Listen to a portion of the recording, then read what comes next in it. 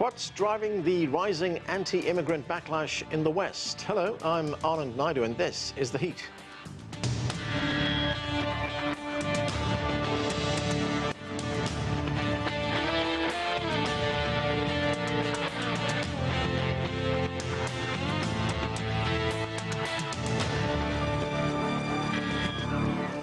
In a policy reversal, Canada has tightened rules against immigration, with hundreds of thousands of people now expected to depart when their visas expire. Europe, which struggled for years to limit the number of unauthorized migrants, has begun instituting increasingly tough policies.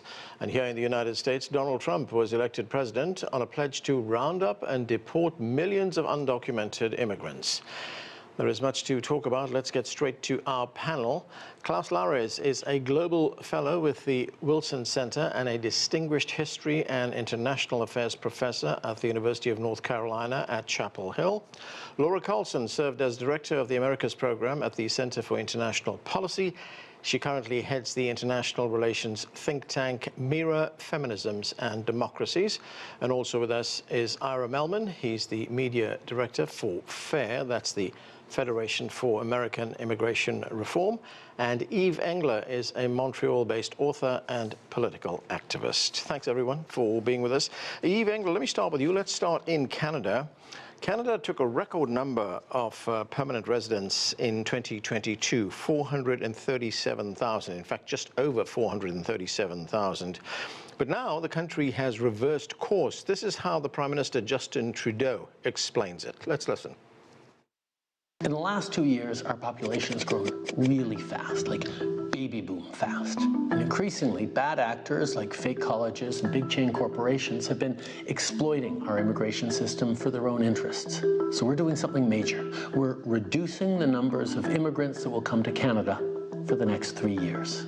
When the post-pandemic boom cooled and businesses no longer needed the additional labor help, as a federal team, we could have acted quicker and turned off the taps faster.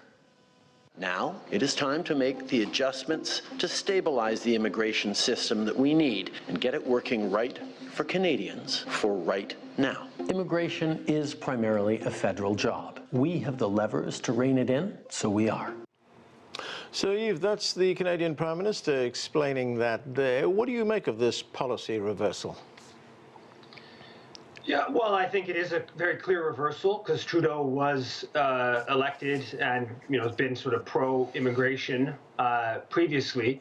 But I think that there's a lot of factors that are going into it. There's this huge housing price increase in Canada, and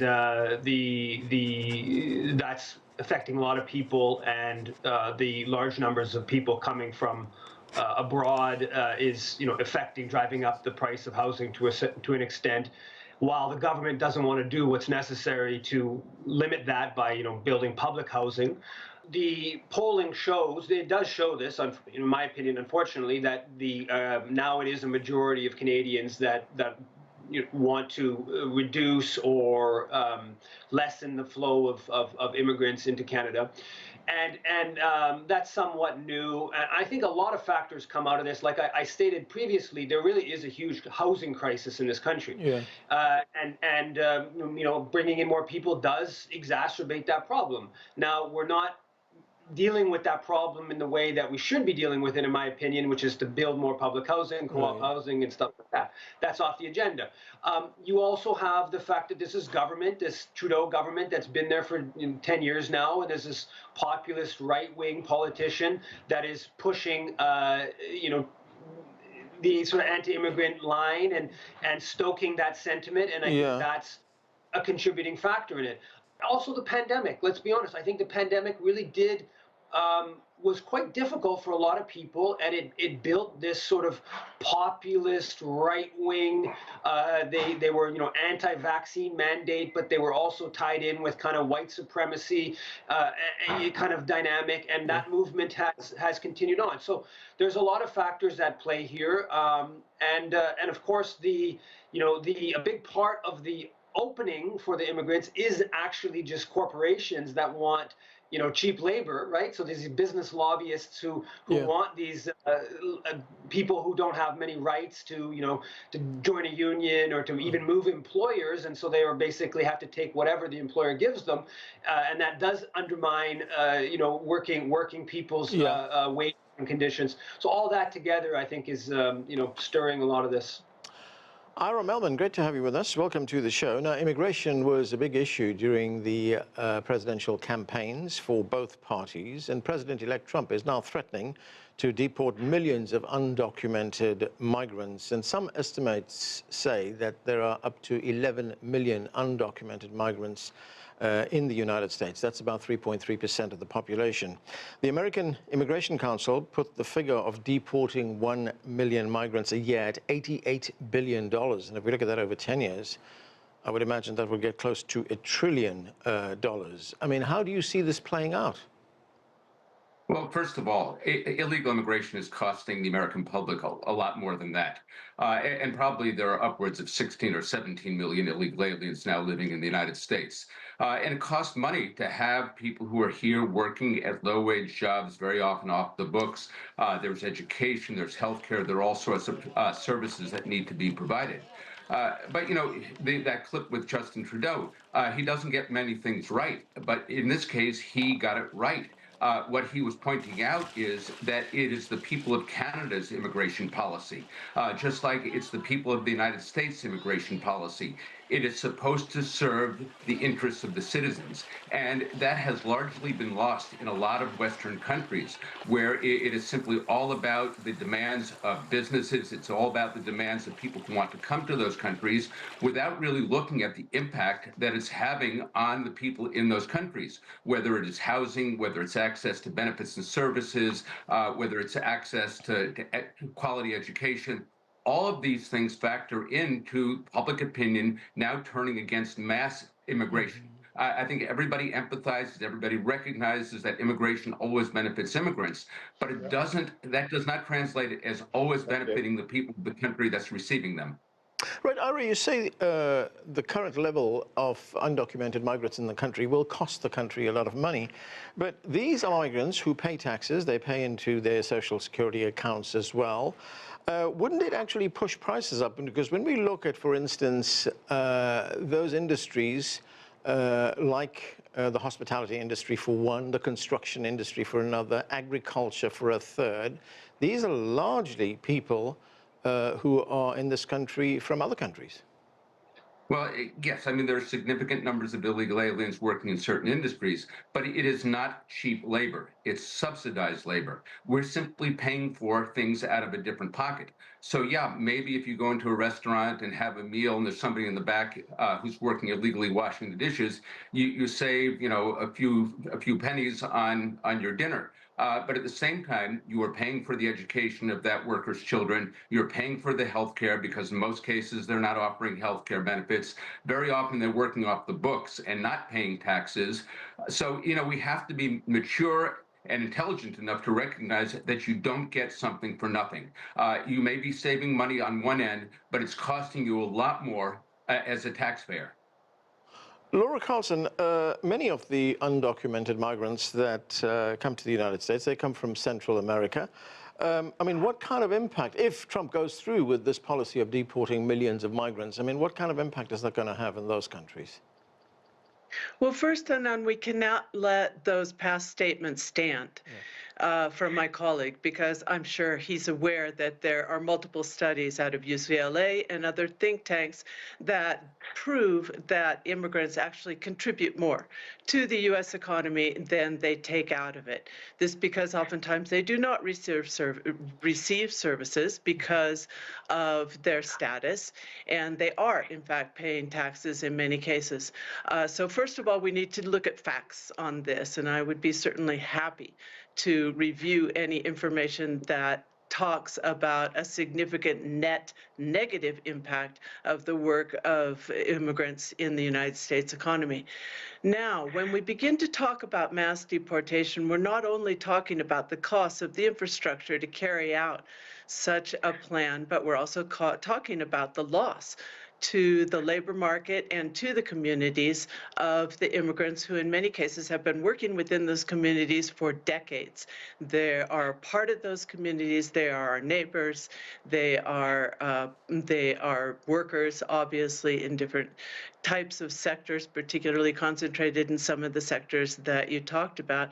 Then on the other hand, the cost for Central American countries that are already stressed and for Mexico of receiving massive returns without the type of preparation that would be needed to integrate those people back into the economies would also be significant. It'd be a financial cost, and it would also be a humanitarian cost, because what we've seen with the Trump campaign, with the Trump policies in the past, is there's very little thought given to what happens to families when they're just dumped on the U.S.-Mexico border, an area that unfortunately is not only plagued by an insufficient amount of human needs services to attend to those families, but is also plagued by organized crime, which finds those vulnerable immigrant families to be easy prey.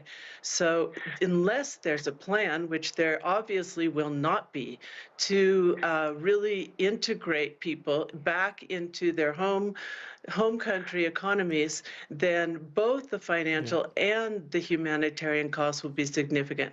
And the countries are not being offered some type of compensation in order to take on that task. Klaus, Larres, let's look at the situation in Europe. Now, European countries have taken very tough steps against unauthorized migrants from entering the EU. We have the situation in Italy, where Italy is trying to force some of those migrants to go to Albania. Germany has increased border patrols, and the Polish parliament is looking at introducing legislation which would basically ban people coming to Poland and seeking asylum. I mean, how big a political issue is this in Europe? And I mean, will these measures work as long as we look at the places from where these migrants come? And many of these places are very unstable. We look at the Middle East, we look at parts of West Africa. I mean, if that's not resolved, you're going to continue to see migrants move towards Europe, aren't you? There is a problem of integration that has something to do with language, has something to do with religion, has also something to do with the fact that many of these immigrants of political asylum seekers are not allowed to bring their families, that they are not allowed to work, so it's very difficult for them to integrate. But there is a huge feeling that there are too many immigrants coming to Europe. And of course, that means that in fact, there's a lot of scapegoating going on. If you have economic yourself, if there are social problems, if you can't find housing, if you can't find a job, you are inclined to blame the weakest of society. These are the new immigrants for your fate. And that is totally unjust, but it leads to the political election results which we have seen recently. And almost all governments all across the European Union are reacting against that. They're not necessarily convinced that there are too many immigrants coming to Europe, but they feel they have to listen to the population, they have to listen to that right-wing vote and do something about it. On the other hand, and that means when they say they have to do something about it, that means they have to toughen immigration laws, increase border checks and keep these immigrants out. What often is not done is actually to build sufficient housing to help the integration of these people in their countries. That, which all cost resources, is often quite neglected. Klaus, you say something needs to be done, and you've outlined some of the things that need to be done insofar as housing is concerned, insofar as assimilation is concerned. But what about going to the source of the problem? Because as I pointed out earlier on, there's instability in many parts of the world from where these migrants come, and it's arguable that there are European countries that are responsible for that instability. Of course, there is a deeper cause why immigration is happening, both political immigration for political asylum reasons, but also economic immigration. Most immigrants actually don't want to leave their native countries. If they got a job, if they had peace and freedom in their own countries, I don't think that many of those wanted to come to Europe or other places of the world. Most people actually prefer to stay in their home countries. So trying to overcome the trouble which is going on in the Middle East, for example, by creating a hopefully peaceful solution in the Israel-Gaza war with Lebanon, and of course many other problems we see in the Middle East, for example, that would be the best approach. And the EU has tried to get there by concluding deals with, for example, Turkey in 2016. That was already when Turkey and the EU concluded a deal which meant that Turkey would accept lots of immigrants and would not let them go on to EU countries. And the EU in return paid a lot of money to Turkey. And similar deals have actually been concluded with other Middle Eastern states. Right. But these are very temporary solutions. They don't go to the cause of the problem. And the cause of the problem is, of course, the destabilization of the entire region. Right. Yves Engler, in Canada, it's estimated that hundreds of thousands of people will have to leave Canada over the next few months because their visas are going to be expiring. And one economist said that this will affect economic growth in Canada. What is your view on this, and what actually is driving the anti-immigrant sentiment and policies in Canada? Well, I think there will be an economic impact. I wouldn't put too much emphasis there. I would put more emphasis on the human impact of those being driven out. And there is a big moral question on this with regards to why do people migrate, and of course the major inequalities in the world are important in that, and so are the wars and destabilization, and Canada plays a role, in my assessment, in a lot of the global injustices that stir migration. And if you look at the Canadian mining industry profiting all around, there was a huge Canadian global mining industry sucking up profits from Latin America, from Africa. That is some role in the big picture of this global inequality. Ira Melman, let's look at one other development here in the United States. President-elect Trump has pledged to increase pressure on municipalities known as sanctuary cities. These are mostly Democrat-run cities in Democrat-run states. And in these cities, the authorities there do not cooperate with federal law enforcement authorities in enforcing immigration law.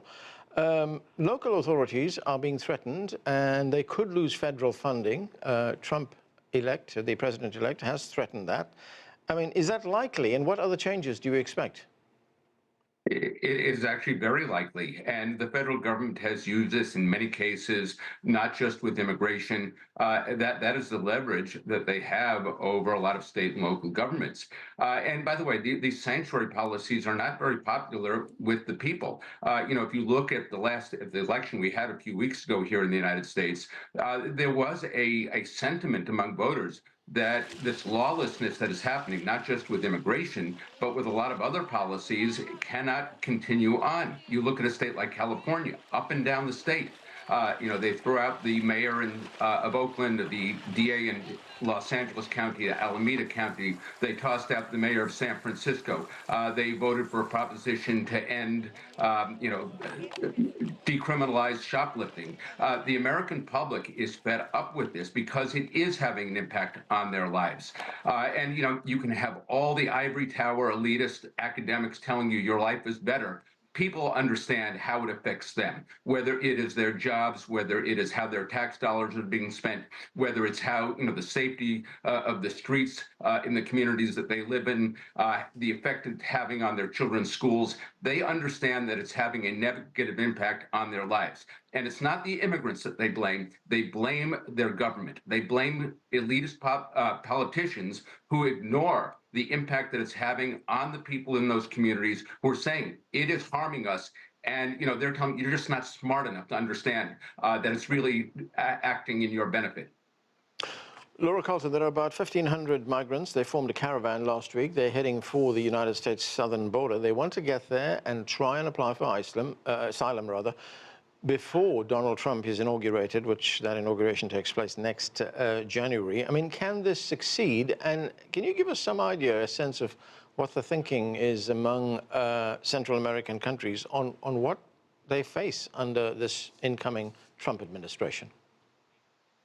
Central American migrants are very well aware of the risks of migrating and also of the relatively low possibilities of being able to get into the United States. Generally speaking, they're leaving situations that are completely untenable for human life, where they've had direct threats from drug cartels or they cannot feed their families, and other situations that are no longer possible. And so there is a hope that they could acquire asylum, which is a legal right, and get into the United States. But in general, no matter what the policies are, we're going to continue to see these flows as we have up through Mexico into the United States because of the push factors, not because of what the policy changes are on the border, although they sometimes have a short-term effect. The result in Canada, we were talking about Canada and why there's a growing anti-immigrant sentiment there, and also we see some of that here in Mexico, and the reasons are really twofold. They are increasing racism because of this narrative, often propagated through lies and falsehoods, that immigrants are negative to the community, that they are criminals in a higher percentage than native-born people, which is completely unsubstantiated, and that the countries cannot afford to have them there. Klaus, Larres, we've seen this backlash against migrants in Europe for some time now.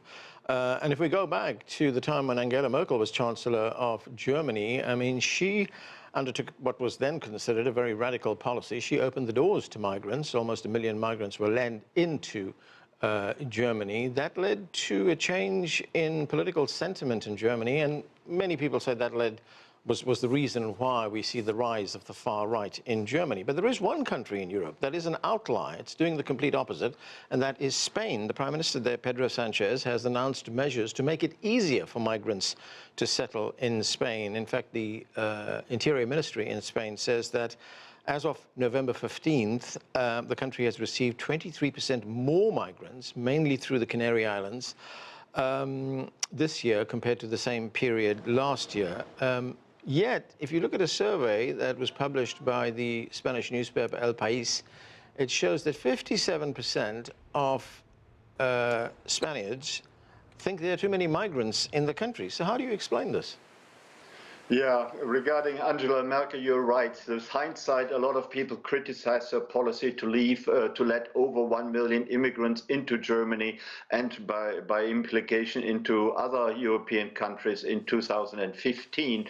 And the rise of the right in Germany really started from that time. She probably overdid it, and it was difficult to let people into the country without any paperwork at all. And that has been criticized ever since. Sanchez in Spain now has embarked on a very constructive and creative and more positive policy towards migration. And he says that for humanitarian reasons, and also because the Spanish economy is pretty well, that the Spanish economy, Spain needs migrants. The Spanish welfare states needs migrants. So he wants to let additional immigrants, additional workers into the country. That is, I think, laudable. It's an interesting experiment. But as you already quoted, 57% of the Spanish population seems to be opposed to that policy. So I can see that that will have a backlash pretty soon. That seems to be the exception to the rule, which I'm skeptical that it will succeed, unfortunately. Right. Ira Melvin, I just want to get back to something that Laura Carlsen mentioned a moment ago, and that is there is this narrative, it's actually disinformation in many instances, of people blaming migrants for rising crime rates around the country. There was a survey that was done by Pew Research, which showed that nearly 6 in 10 Americans blame migrants for higher rates in crime. But the Cato Institute, which is a libertarian institute based here in Washington, says migrants have a lower conviction rate compared to United States citizens, that the other figures that Pew Research showed are actually figures that have been exaggerated. I mean, is this crime issue being weaponized against migrants? No, it is not. First of all, Cato is conflating legal immigrants and illegal immigrants, putting them all in one basket and coming to that conclusion. Look, the American public has seen the videos of the Tren de Aragua, this notorious Venezuelan gang, moving through apartment complexes in Aurora, Colorado, shooting police officers or assaulting police officers in Times Square in New York City, murdering nursing students in Athens, Georgia. It is a real thing. It is not their imagination. Right. You can argue about the magnitude, but when the American public sees this play out over and over again, they see the Biden-Harris administration just releasing people into the country without any regard, without any real background investigations. Right. And then they see sanctuary jurisdictions arresting these people for crimes and then releasing them back on the street only to have them go and reoffend. The American public is understandably alarmed. And we also have to factor in people like Alvin Bragg in New York City will plead down felonies to misdemeanors. So it's no longer listed as a felony, it's just a misdemeanor now. So again, the American people are seeing what they're seeing. You can have all of these ivory tower scholars tell us something. The American people understand what's happening to them, and they're not happy with it. Okay, Laura, what's your response to that? Well, first of all, I mean, I can't imagine anyone speaking for the American people. We just had a very close election in terms of the popular vote. There's a wide variety of opinions out there. And secondly, I mean, this use of anecdotal or specific cases to make a broad racist appeal against immigrants is the very definition of weaponizing immigration in terms of a narrative and creating an image of danger and of evil when the statistics in general do not support it at all. So I think this is a very dangerous path that the United States is on, because once you begin to sow hate, it begins to pop up in other areas as well. Okay, and that is where we are going to have to leave it. Thank you to all of you for being with us. And that's it for this edition of The Heat. I'm Anand Naidu in Washington, D.C.